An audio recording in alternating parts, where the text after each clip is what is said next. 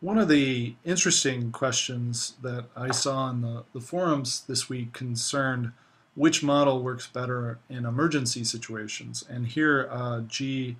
Thalasiram presented the question.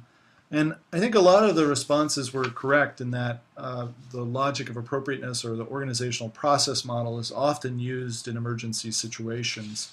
But I think the appropriateness or the applicability or the success of that all depends on what kind of emergency, probably.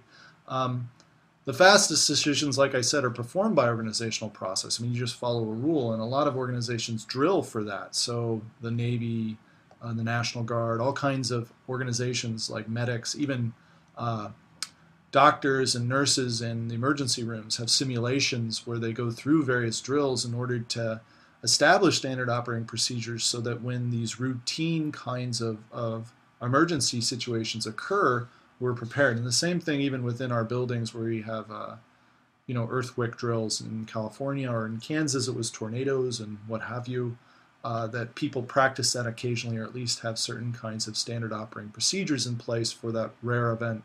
And when it occurs, or in case it occurs, you have some kind of a procedure to fall back on. But in a lot of cases, we have novel emergencies, and here it's a slightly different situation, or even complex problems that are emergencies that arise.